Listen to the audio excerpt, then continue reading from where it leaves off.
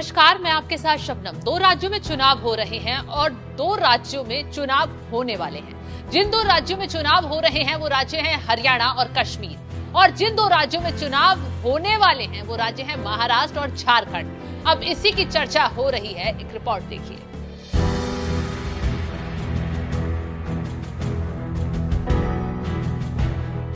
महाराष्ट्र में किसकी सरकार बनेगी और किसकी नहीं बनेगी, ये भविष्य के गर्भ में है। लेकिन राजनीतिक पार्टियां अपनी सरकार बनाने के लिए पूरी ताकत झोंक रही हैं। ऐसे में बीजेपी और कांग्रेस अपने अपने सहयोगियों के साथ अभी से सीटों का बंटवारा कर देना चाहते हैं। इसी को लेकर महाविकास अघाड़ी ने एक बड़ी समस्या को पार कर लिया है। जी हां, खबरों की माने तो विधानसभा चुनाव के लिए एमवीए ने सीट शेयरिंग का फॉर्मूला बना लिया है।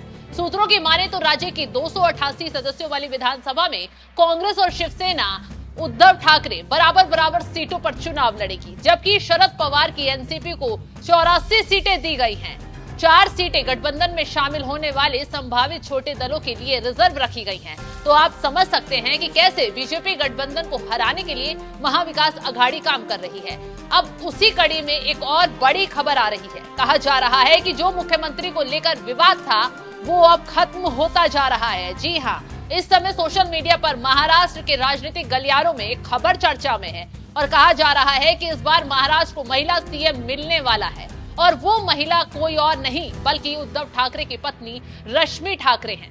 राजनीतिक दलों की कुछ प्रमुख महिला नेताओं की माने तो अब समय आ गया है कि इस बार महाराष्ट्र की कमान किसी महिला को दी जाए।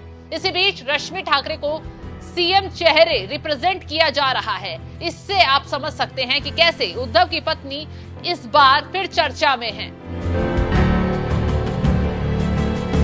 जानकारी देते चले कि महिला सीएम की बहस के बाद अब पोस्टर हटा दिया गया है। सोशल मीडिया पर भी लोग इसे खूब शेयर कर रहे हैं, लेकिन इस पोस्टर को लेकर कहा जा रहा है कि महाविकास अघाड़ी गठबंधन में इस बैनर्स को लेकर विवाद शुरू हो गया। कांग्रेस और शरद पवार की एनसीपी ने आपत्ति जताई। बवाल बढ़ता देख उद्धव ठाकरे गुट के युवा कार्यकर्ता इस बैनर को हटाने पहुंच गए। खबरों की माने तो इन पोस्टरों को रश्मि ठाकरे के जन्मदिन 23 सितंबर के अवसर पर लगाया गया था। शिवसेना का कहना है कि कुछ उत्साही युवा सेना के कार्यकर्ताओं ने लगाया था। अगर रिकॉर्ड की बात करें तो मुख्यमंत्री का सवाल महाराष्ट्र में उठ रहा है। कुछ सर्वेक्षणों के अनुसार ये विचार मतदाताओं के बीच लोकप्रिय है। कई महाराष्ट्र के मतदाताओं ने अपने विचार दिए हैं कि इस बार किसी महिला को मुख्यमंत्री बनाना चाहिए, लेकिन ये सब राजनीतिक खींचतान में फंस गया है। अब देखना होगा कि आगे क्या होता है और किसकी जीत होती है, लेकिन आरोप प्रत्यारोप जारी हैं। फिलहाल जिस तरीके से उद्धव ठाकरे की पत्नी का नाम अब सीएम की रेस में आगे चल रहा है, उस पर आपका क्या है कहना, कमेंट कर अपनी राय जरूर बताएं।